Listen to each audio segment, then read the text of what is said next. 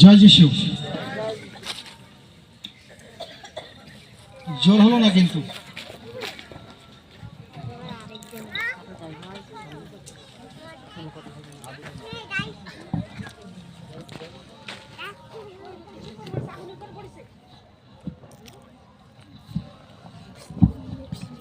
জয় যিশু, জয় যিশু। যে নামে ভূতরা পালায়, যে নামে খঞ্জ হাঁটতে পায়, যে নামে বোবা কথা বলে, যে নামে বধির শুনতে পায়, যে নামে অন্ধ দেখতে পায়, যে নামে ঝড় থেমে যায়, যে নামে মৃত্যুকে জয় করে, আমি সেই মৃত্যুঞ্জয় প্রভু যীশু খ্রিস্টের নামে পিতা ঈশ্বরকে ধন্যবাদ জানাই।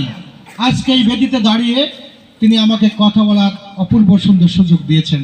আমি কৃতজ্ঞ পিতা ঈশ্বরের কাছে এই সুবর্ণ সুযোগ পেয়ে। আমি ধন্যবাদ দেই আমার সভা কমিটিকে, আমার সেবক দলের কমিটিকে, যে আমাকে মনোনয়ন দিয়েছে আজকে বেদিতে দাঁড়িয়ে কথা বলার। আমি ধন্যবাদ দেই আপনাদের খ্রিস্টের সন্তানেরা যারা এখানে উপস্থিত হয়েছেন প্রত্যেককে। যেহেতু কিছুটা শীত আজকে অনুভব করা হচ্ছে, এই শীতের মধ্যেও আপনারা প্রভুর সান্নিধ্য লাভ করবার জন্য, ঈশ্বরের গৌরব করবার জন্য, ঈশ্বরের সেই আশীর্বাদ নেওয়ার জন্য বিভিন্ন পরিবার, বিভিন্ন গ্রাম, বিভিন্ন অঞ্চল থেকে ছুটে এসেছেন। আমি ধন্যবাদ দিই সেলাবুনিয়া খ্রিস্ট সেবা দলের পক্ষ থেকে আপনাদের সকলকে, যে আপনারা আমাদের আহ্বানে সাড়া দিয়েছেন। আমি গত কয়েকদিন ধরে একটা বিষয় চিন্তা করছিলাম যে কি বিষয় নিয়ে কথা বলবো। আমি যতজন কথা বলেছে সব কিছু আমি নির্ধারণ করেছিলাম, সব বিষয়বস্তুগুলি, কিন্তু আমারটা আমি ছেড়ে দিয়েছিলাম আমার সভাপতি এবং আমার সেবক দলের কাছে। আমাকে একটা বিষয় দেওয়া হয়েছিল, আর সেটা হচ্ছে পুনরুত্থান। আর এই পুনরুত্থানের উপরে আমাকে কথা বলতে বলা হয়েছিল। আজকে এখান থেকে 1টা বাজে আমি বেরিয়ে গেছি, সমস্ত বাজার ঘাট সম্পূর্ণ করে 1টা বাজে বেরিয়ে গেছে। যখন আয়োজন দিচ্ছিল আমি তখন আমার বাড়িতে আজানের পরে খুতবা পাঠ করা হয় মসজিদে, প্রত্যেকটা মসজিদে, তাই না? ওই খুতবা পাঠের সময় একটা হুজুর মাইকে আমি শুনছি, একটা হুজুর বলছে যে যারা মুনাজাত করে খাস দিলে, যারা প্রার্থনা করে খাস দিলে, আল্লাহ কখনো তাদের বঞ্চিত করেন না। এই কথাটা শোনার পরে আমার সাবজেক্ট চেঞ্জ করে দিলাম, পুনরুত্থান সাবজেক্ট আমি পরিবর্তন করলাম। আমার মনের মধ্যে একটা চিন্তা হলো যে আমি এই মুনাজাত নিয়ে, প্রার্থনা নিয়ে কথা বলতে চাই আজকে। খ্রিস্টের প্রিয় ভাই বোনেরা, আমি আজকে যে বিষয় নিয়ে কথা বলতে চাই, আর সেটি হচ্ছে প্রার্থনার শক্তি। প্রার্থনার শক্তি, দ্য পাওয়ার অফ প্রেয়ার। প্রার্থনার শক্তি নিয়ে আমি কথা বলতে চাই। প্রার্থনায় কি শক্তি আছে, প্রার্থনায় কি করা যায়, প্রার্থনায় কি হয়, প্রার্থনা করলে তার উত্তর পাওয়া যায় কি যায় না, আমি এই বিষয় নিয়ে আজকে আপনাদের সামনে কিছু সময় কথা বলবো। আমি যতক্ষণ কথা বলবো আপনার ধৈর্য সহকারে আমাকে একটু সহ্য করবেন প্লিজ। একটা গল্প বলি, কারণ অনেক বেশি ভূমিকা দিলে আমি সময় ক্যাপচার করতে পারবো না। একটা গল্প বলি। ধরি সঞ্জয় কাকা, আমাদের সঞ্জয় সর্দার একটা এনজিওতে চাকরি করেন। চাকরির সময় চলাকালীন অবস্থায় সে ছোট্ট একটা ভুল করলো, এবং এই ভুলের জন্য তাকে চিঠি দেওয়া হলো, সঞ্জয় তুমি কি কারণে এই ভুলটি করলে তার কারণ দর্শাও। ওনার উপরস্থ যে কর্মকর্তা রয়েছে সে এই চিঠিটি ইস্যু করলো। আমি নাম বললাম এই জন্য, বুঝতে সুবিধার জন্য। তা উনি এখন তার জবাব দিচ্ছে কিভাবে, একটা দরখাস্তর মাধ্যমে। আমরা দরখাস্ত লিখেছি, তাই না, যখন পড়াশোনা করছে না। সবিনয় বিনীত নিবেদন এই যে, মহাশয় সবিনয় বিনীত নিবেদন এই যে, আমি সঞ্জয় সর্দার আমার মনের অজান্তে এই ভুলটি হইয়া গিয়াছে, ইত্যাদি ইত্যাদি ইত্যাদি ইত্যাদি লিখে তার নির্দোষ প্রতিপন্ন করে তাহলে সে মহাশয়ের নিকট আমার প্রার্থনা এই যেন আমার এই অপরাধ মার্জনা করা হয়। এভাবে দরখাস্ত লেখা হয় না? ব্যবহার করতে হবে। লাস্টে বলে বিনীত নিবেদনে প্রথমে, তারপর শেষকালে লেখা আছে অতএব মহাশয়ের নিকট আমার আকুল প্রার্থনা এই যেন আমার সকল অপরাধ মার্জনা করা হয়। এইভাবে আমরা লিখি।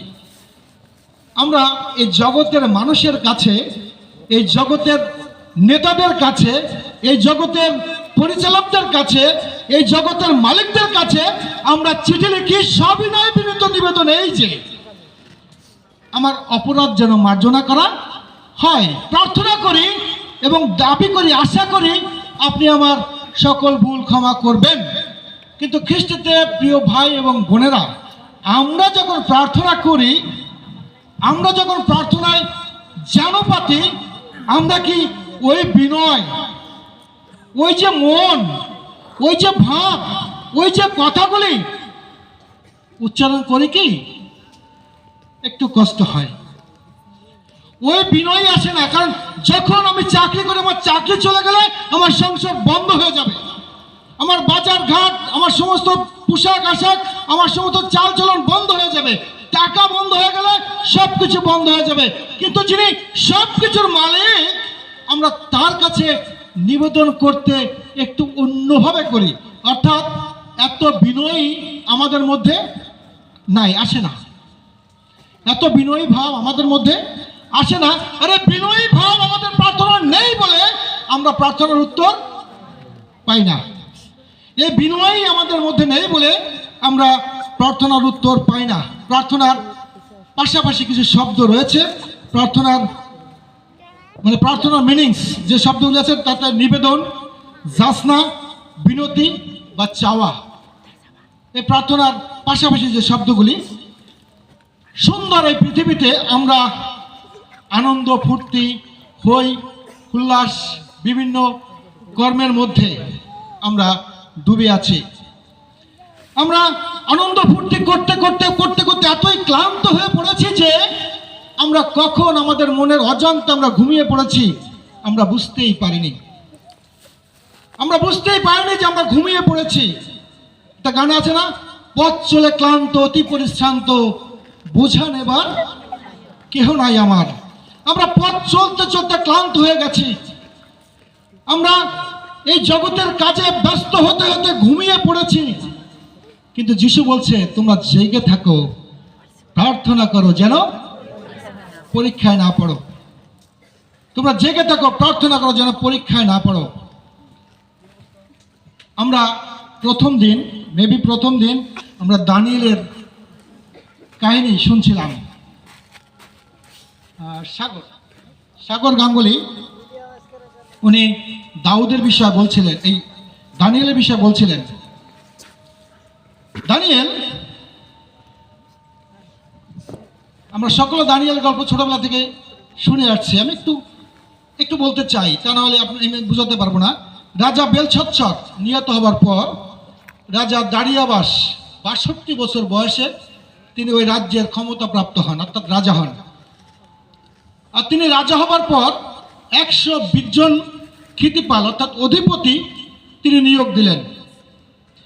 এই ১২০ জন অধিপতি নিয়োগের উপরে তিনি আরো ৩ জনকে নিয়োগ দিলেন, অর্থাৎ লিডারের উপরে লিডারশিপ তিনি দিলেন, অধ্যক্ষ। এই অধ্যক্ষ ৩ জনের মধ্যে একজনের নাম কি? দানিয়েল। এই রাজা দারিয়াবাসের প্রথম বছরেই তিনি ক্ষমতা পেয়েই তিনি এই কাজটি করলেন। এবং এই দানিয়েলের মধ্যে বাইবেল লেখা আছে উৎকৃষ্ট আত্মা বিরাজমান ছিল। উৎকৃষ্ট অর্থাৎ পবিত্র আত্মা তার মধ্যে থাকত এবং তিনি সৎ, গুণী, জ্ঞানী এবং ঈশ্বর ভয়শীল লোক ছিলেন। প্রত্যেকে অপকর্ম করলেও দানিয়েলের কোনো দোষ খুঁজে পাওয়া যেত না।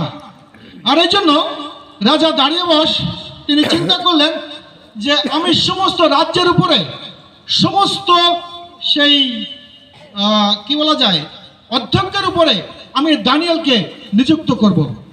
রাজা যখন এটা চিন্তা করলেন এবং ঘোষণা দিলেন, তখন ওই যে ক্ষিতিপাল ১২০ জন, মন্ত্রী পরিষদের মন্ত্রীগণ এবং অন্যান্য যে অধ্যক্ষগণ ছিল, তারা চিন্তা করলো দানিয়েল তো আমাদের টপ পেয়ে গেল, দানিয়েল তো আমাদের উপরে উঠে গেল, এটা তো মেনে নেওয়া যায় না।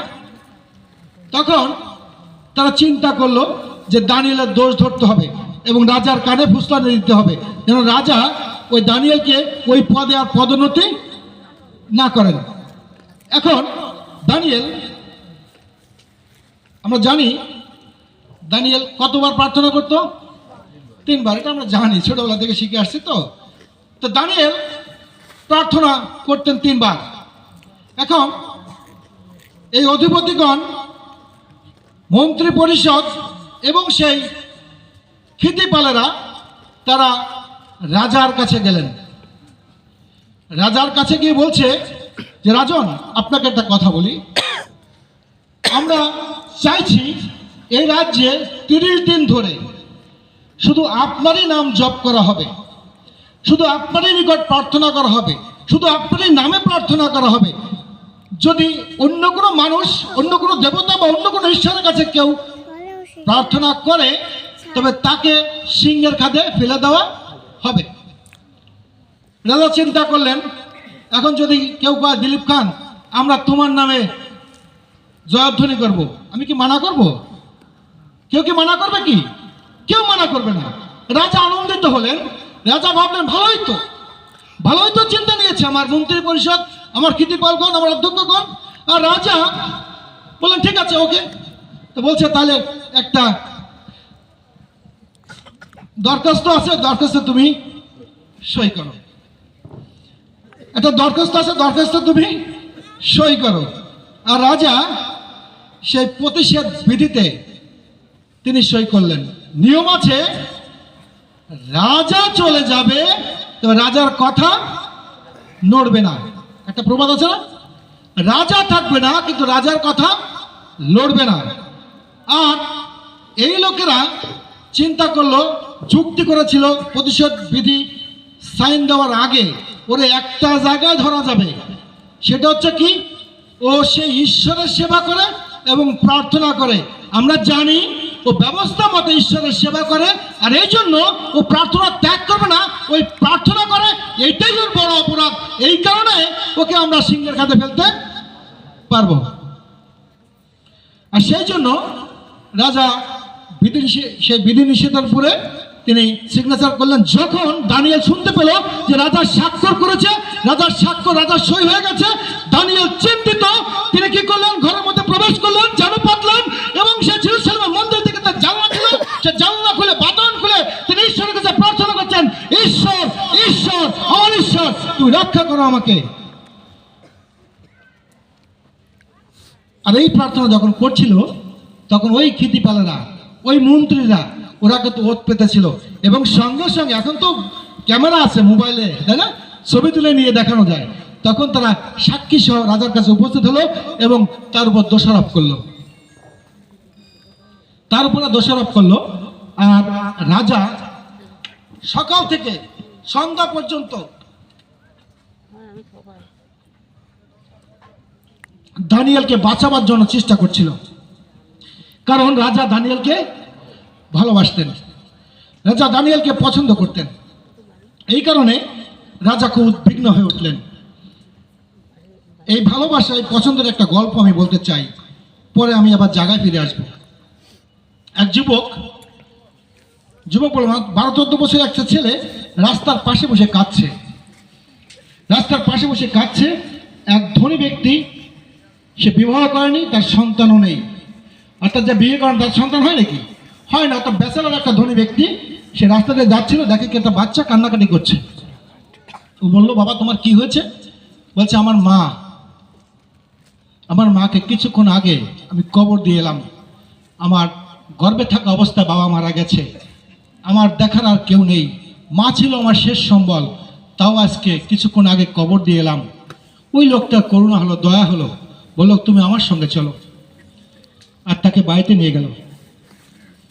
বাড়িতে নিয়ে তাকে নিচের কুঠুরিতে, নিচের একটা রুমে তাকে জায়গা দিল। আর এই ছেলেটি আস্তে আস্তে বড় হওয়া শুরু করলো। সে বড় হচ্ছে, আর ওই ব্যক্তি তার প্রতি একটু করুণাবিষ্ট। সেও দানিয়েলের মতো একটা লোক, অর্থাৎ বিশ্বস্ত ছিল। ওই ব্যক্তি যা বলতো, ওই ব্যক্তি সব কথা সে পালন করতো অক্ষরে অক্ষরে। আর এই জন্য ওই ছেলেটা আস্তে আস্তে যুবক হয়ে উঠলো। যখন যুবক হয়ে উঠলো তখন ওই ব্যক্তি চিন্তা করলো আমি বৃদ্ধ হচ্ছি আর ও যুবক হচ্ছে, তাহলে কি করি, ওকে আমার দোতলায় নিয়ে আসি, কারণ আমার বয়স বেড়ে যাচ্ছে, আমি বুড়ো হয়ে যাচ্ছি। কি জানি যদি আমি অসুস্থ হয়ে পড়ি, আমার দোতলায় আমার পাশের রুমে থাকলে আমি যখন চিৎকার করব ও হয়তো ছুটে এসে আমাকে রক্ষা করবে। দোতলায় নিয়ে আসলো। কিছুদিন পরে এই ব্যক্তি বলছে, বাবারে তোর তো কেউ নেই আমি ছাড়া, আর আমারও কেউ নেই তুই ছাড়া। এক কাজ কর, তুই আমার রুমে আমার পাশের খাটে ঘুমা, আমার পাশের খাটে ঘুমা। তখন ওই ছেলেটি বলছে যে ঠিক আছে বাবা, তুমি যেটা বলবে আমি তাই করব। পাশে একটা খাট, বাবার খাটেই ছেলের খাটে পাশাপাশি ঘুমাচ্ছে। বাবা চিন্তা করছে শুয়ে শুয়ে, কি জানি হঠাৎ যদি আমার বুকে ব্যথা ওঠে, হঠাৎ যদি আমার মুখের কথা বন্ধ হয়ে যায়, আমি যদি ডাকি আমার পাশের খাটের লোক নাও শুনতে পারে, এক কাজ করি ওকে আমার খাটে নিয়ে আসি। যদি আমার দম বন্ধ হয়ে যায়, আমি যখন লড়াচড়া করব, আমার লড়াচড়া শুনে বা লড়াচড়া দেখে ও হয়তো আমাকে বাঁচাতে পারবে। ঝাল লাগিছে, মাথায় জল খাও। ছেলেটি তাই করলো। এখন দুই বাপ বেটা একই খাটে, রাত্রে ঘুমিয়েছে। ছেলের কাছে বাবা জিজ্ঞেস করছে, বাবা তোকে আমাকে আমার কেন এত ভালোবাসতে ইচ্ছে করে? তোকে কেন আমার এত ভালোবাসতে ইচ্ছে করে? কেন এত ভালোবাসা তোর প্রতি আমার? তুই তো আমার রক্তের কেউ না, তুই আমার আপন কেউ না। তোকে রাস্তা থেকে কুটিয়ে এনেছিলাম, রাস্তা থেকে কুড়িয়ে এনেছিলাম, কিন্তু তোকে কেন এত বেশি ভালোবাসতে আমার ইচ্ছে করে? আমার মনে হয় সে নিচতলা থেকে দোতলা, দোতলা থেকে পাশের রুমে, পাশের রুম থেকে আমার পাশের খাটে, পাশের খাট থেকে আমার খাটে। এখন মনে হচ্ছে যেন আমার বুক পেরে আমি তোকে আমার মাঝখানে আমার হৃদয়ের মধ্যে স্থাপন করি। বলতো বাবা কেন এমন হয় আমার? সেটি বলছে, বাবা আমি জানি, বাবা আমি জানি তুমি আমাকে ভালোবাসো না, তুমি আমাকে ভালোবাসো না, কিন্তু আমি যাকে ভালোবাসি সেই তোমাকে ভালোবাসায়। আমেন। আমি যাকে ভালোবাসি সেই তোমাকে ভালোবাসায়। মূলত তুমি আমাকে ভালোবাসো না, আমি ঈশ্বরকে ভালোবাসি, আর সেই ঈশ্বর তোমার মধ্য দিয়ে আমাকে ভালোবাসায়। খ্রিস্টতে প্রিয় ভাই বোনেরা, এই দানিয়েলকে রাজা ভালোবাসতেন, কারণ ঈশ্বরকে দানিয়েল ভালোবাসত। ঈশ্বরকে দানিয়েল ভালোবাসতো বলে এই রাজা ওই দানিয়েলকে ভালোবাসতেন। এই জন্য ওই বিধিনিষেধে যখন স্বাক্ষর করলেন এবং দানিয়েল শাস্তিগ্রস্ত হলেন, বাঁচাবার চেষ্টা করেছিলেন, পারেনি। সন্ধ্যা পর্যন্ত দানিয়েলকে বেঁধে ফেলা হলো, তাকে সিংহের খাদে ফেলে দেওয়া হলো। রাজা সারা রাত পায়চারি করছে, ঘুমায়নি রাজা। রাজার ঘুম নেই, রাজার ঘুম নেই। রাজা চিন্তিত, রাজা অনাহারে উপোস থেকেছে, রাজা উপোস থেকেছে, রাজার ঘুম নেই চোখে। আর দানিয়েলকে গর্তের মধ্যে ফেলে দেওয়া হয়েছে। দানিয়েল এখন কোথায়? সিংহের খাদে। দানিয়েল এখন সিংহের খাদে। রাজার ঘুম নেই। অতি প্রত্যুষে সূর্য উদয় হবার আগে রাজা দানিয়েল সে সিংহের খাদে গিয়ে উপস্থিত। রাজা দানিয়েলের সিংহের খাদে গিয়ে উপস্থিত, কিন্তু রাজা জানতো যে দানিয়েলের ঈশ্বর জীবন্ত। আমেন। দানিয়েলের ঈশ্বর জীবন্ত। তাই রাজা বলছে, হে জীবন্ত ঈশ্বরের সেবক দানিয়েল, হে জীবন্ত ঈশ্বরের সেবক দানিয়েল, তুমি অবিরত যাহার সেবা করো, তোমার সে ঈশ্বরকে সিংহের মুখ হইতে তোমাকে রক্ষা করিয়াছে। আমেন।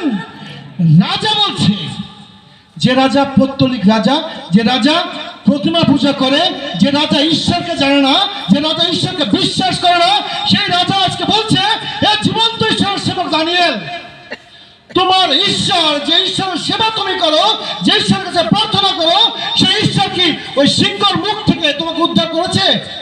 দানিয়েল অ্যান্সার করছে ওই গহ্বর থেকে, হে রাজা চিরজীবী হন। বিষয়টা বুঝলেন? দানিয়েল সিংহের খাদে, রাজার কনফিডেন্স আছে, রাজার বিশ্বাস আছে যে দানিয়েল ঈশ্বর দানিয়েলকে রক্ষা করতে সক্ষম। আর এই জন্য রাজা বলছে, হ্যাঁ জীবন্ত ঈশ্বরের সেবক দানিয়েল। আর দানিয়েল উত্তর দিচ্ছে, রাজা আপনি চিরজীবী হন। আমার ঈশ্বর আপন দূত পাঠাইয়া সিংহগণের মুখ বন্ধ করিয়াছে, তাহারা আমার কোনো ক্ষতি করে নাই। ঈশ্বর দূত পাঠিয়ে সিংহের মুখ বন্ধ করে দিচ্ছে। প্রার্থনা কি হয়? সিংহের মুখ বন্ধ হয়, আসন্ন মৃত্যু থেকে রক্ষা পাওয়া যায়। প্রার্থনা কি হয়? প্রার্থনা কি হয়? সিংহের মুখ বন্ধ হয়। জিহোশু আমরা তার কাহিনী জানি। 5টা রাজার সঙ্গে যুদ্ধ করছে। যুদ্ধ করতে করতে করতে করতে এখনো একটা গ্রুপকে হঠাতে বাকি আছে। সূর্য তলিয়ে যাচ্ছে, সূর্য তলিয়ে যাচ্ছে, আর জিহোশু সমস্ত ইসরায়েলের সামনে প্রার্থনা করলেন, হে ঈশ্বর, এখনো পর্যন্ত আমার শত্রু আমি বিনাশ করতে পারিনি, এখনো আমার শত্রু জীবিত রয়েছে, আমি যতক্ষণ পর্যন্ত তাদের কাটতে না পারবো তুমি তোমার সূর্য অস্ত হতে দিও না। জিহোশু তার 10-12 পদে এই ঘটনা লেখা আছে। সূর্য তুমি স্থগিত হও, গিবিয়নে আচণ্ড তুমি আলায়নে তলভূমিতে।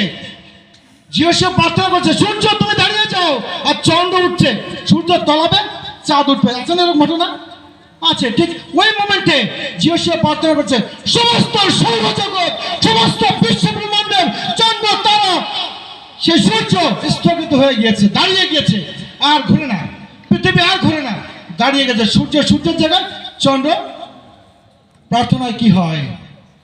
সমস্ত বিশ্ব ব্রহ্মাণ্ড স্থগিত হয়ে যায়, থেমে যায়, দাঁড়িয়ে যায়। ভক্তের প্রার্থনায় সমস্ত পৃথিবী দাঁড়িয়ে যায়, সমস্ত সৌরজগৎ এই প্রার্থনার কথা শুনে। খ্রিস্টদের প্রিয় ভাই বোনেরা, প্রার্থনায় সমস্ত বিশ্ব জগৎ স্তব্ধ হয়ে যায়। জিহোশুর প্রার্থনা, সেও আমাদের মধ্যে একজন মানুষ ছিলেন। আমরা জগতের মানুষের কাছে অনেক নিবেদন করে প্রার্থনা করি, যদি জিহোশুর মতো, যদি দানিয়েলের মতো জানু পেতে প্রার্থনা করি, আজও তিনি জীবন্ত। আমাদের প্রার্থনা অবশ্যই তিনি শুনবেন। যিশাইও, আমি খুব সংক্ষেপে যাচ্ছি। যিশাইও 38:1-5 পদ একটা কাহিনী আছে, আমরা জানি। কার কাহিনী বলতে পারেন কেউ? যিশাইও 38:1-5 পদ কার কাহিনী?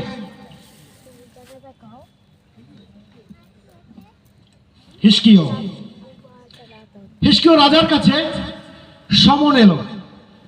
সমন আসে না কোর্ট থেকে, যে অমুক দিন এই ব্যাপারে তুমি কোর্টে হাজির হও। ওর কোর্টে হাজির হতে হবে, ওর সমন এসে গেছে। যিশাইয়া ভাবাদি এসে বলছে, হিজকিয়, তোমার যা যা করার আছে বাবা, তোমার যা যা খাওয়ার আছে, ফাঁসির আসামিদের বলো না, তোমার শেষ ইচ্ছাটা কি?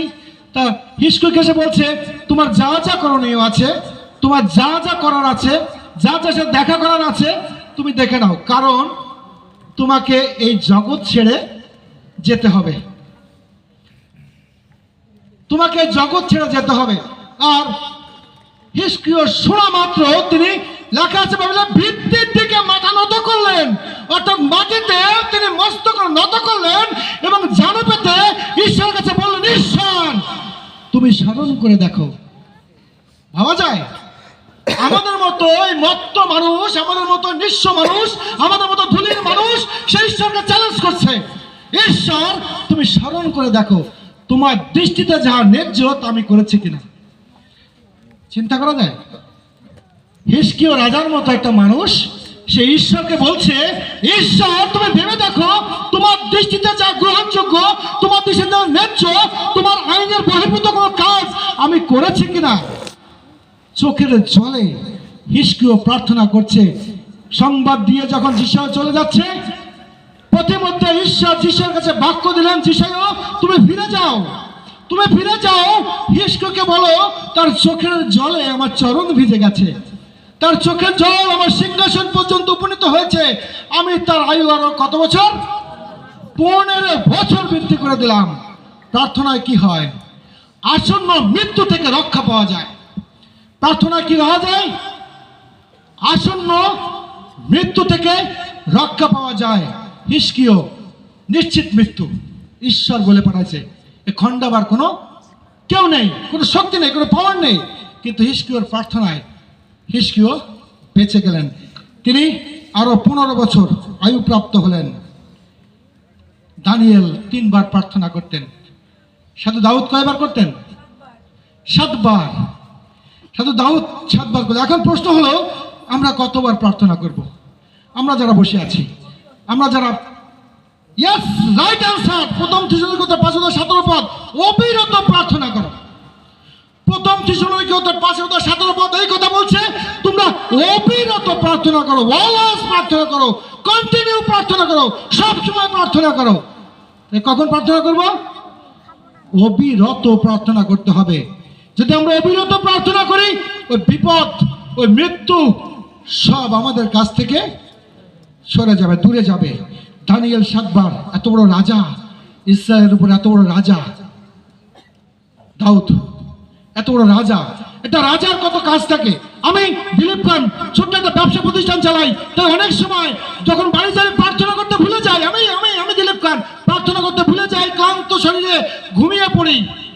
তো দাউদ রাজা, এত বড় রাজা, সমস্ত ইসরায়েল জাতিকে যে পরিচালনা দেয়, সে একবারের জন্য ভুলেনি, সে প্রতিদিন রুটিন মাফিক 7 বার প্রার্থনা করতো। যদি আমরা অবিরত প্রতিনিয়ত প্রার্থনা করি, আমাদের জীবনে আশীর্বাদ নেমে আসবে, আমাদের জীবনে সুখ শান্তি নেমে আসবে। খ্রিস্টদের প্রিয় ভাই বোনেরা, আমরা অবিরত প্রার্থনা করব যেন আমরা আসন্ন বিপদ, আসন্ন মৃত্যু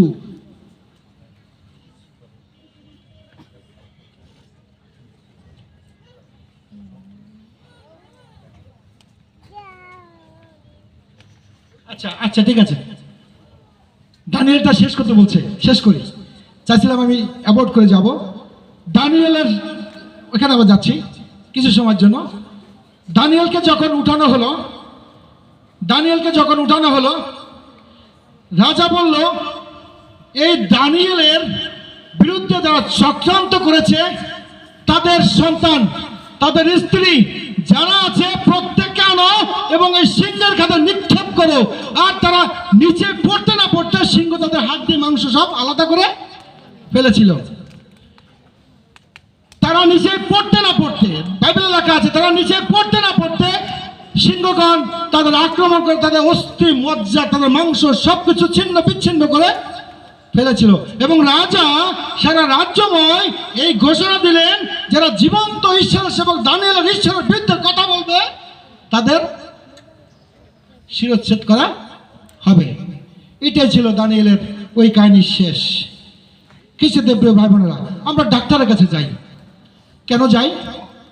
আমাদের রোগ হলে চিকিৎসার জন্য যাই। ডাক্তার বিভিন্ন কি দেয়, ওরা কি বলে, পরীক্ষা নিরীক্ষা, অনেক পরীক্ষা নিরীক্ষা দেয়। আমরা সেই পরীক্ষা নিরীক্ষাগারে গিয়ে পরীক্ষা নিরীক্ষা করে এনে আবার ডাক্তারকে কাগজটা দেই। তখন ডাক্তার একটা প্রেসক্রিপশন লেখে। হ্যাঁ, ডাক্তার একটা প্রেসক্রিপশন লেখে, কি হয়েছে, এই সমস্যা। তা তুমি রাতে এই বড়ি, খাবার আগে, খাবার পরে এইটা, খাবার পরে এইটা। আবার কি বলে, রাত্রে খাইয়ে দিয়ে সকালে উঠে আমি এইটা খাবার আগে বা পরে। আবার কি হয়েছে, দুপুরবেলা এটা খাবা।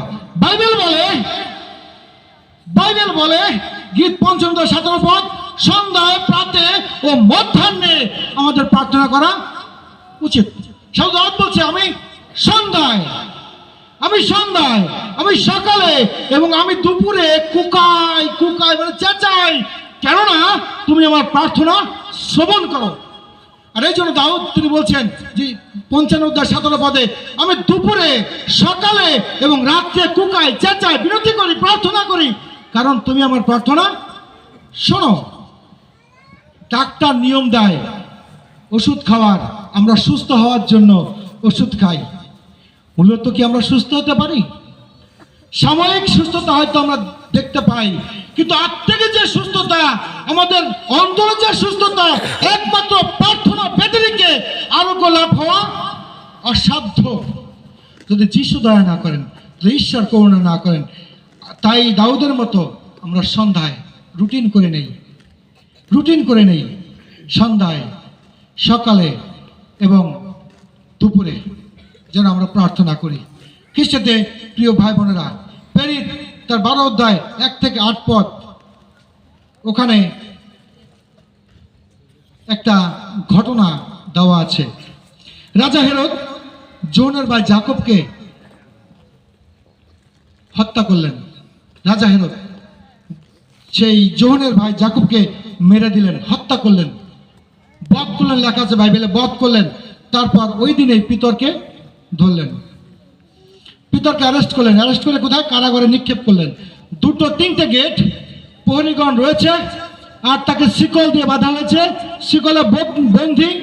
পিতর শুয়ে আছে, কাতরাচ্ছে, প্রার্থনা করছে ঈশ্বর যিশুর কাছে।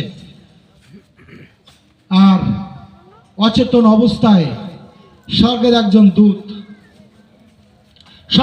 দূত, তিনি নেমে এলেন এবং পিতরের কুক্ষি দেশে সুরসুরি দিচ্ছেন, আঘাত করছে, পিতর ওঠো, পিতর ওঠো, পিতর ওঠো। আর পিতর উঠলেন, বলতে তোমার জুতো পরো, তোমার জামা গায়ে দাও এবং আমার সাথে আসো। পিতর হাঁটছে, পিতর যেতে যেতে একটা রাস্তার শেষে এসে তিনি অনুভব করলেন, যেতে যেতে একটা গেট আছে, লোহার গেট লাগা আছে, লোহার গেট, সে গেটের তালা খুলে গেল, এবং ওই রাস্তার শেষে, ওই রাস্তাতে নগরের বাইরে যাওয়া যায়, ওই নগরের বাইরে রাস্তার শেষে এসে দূত নিরুদ্দেশ হয়ে গেল। তখন পিতর বুঝতে পারলো, পিতর এতক্ষণ ধরে চিন্তা করছিল আমি ঘুমিয়ে আছি, হয়তো স্বপ্ন দেখছি, পিতর ভাবছিল আমি স্বপ্নে দেখছি এগুলি। কিন্তু যখন দূত তাকে ছেড়ে চলে গেল, রাস্তার শেষ প্রান্তে দাঁড়িয়ে আছে পিতর, আর পিতর উপলব্ধি করলো না, এ তো বাস্তব, ঈশ্বর তার দূত দিয়ে আমাকে জেলখানা থেকে রক্ষা করে নেয়। পিছনে একটা কারণ আছে, এমনি এমনি দূত এই জায়গা যায়নি। এর পিছনে কারণটা কি ছিল? মণ্ডলীর লোকেরা, তার যারা সহসঙ্গী ছিল, তারা দরজা বন্ধ করে দিয়ে এই পিতরের জন্য প্রার্থনা করছিল, যেন পিতরের জীবন নাশ হয়, যেন পিতরের মৃত্যু না হয়।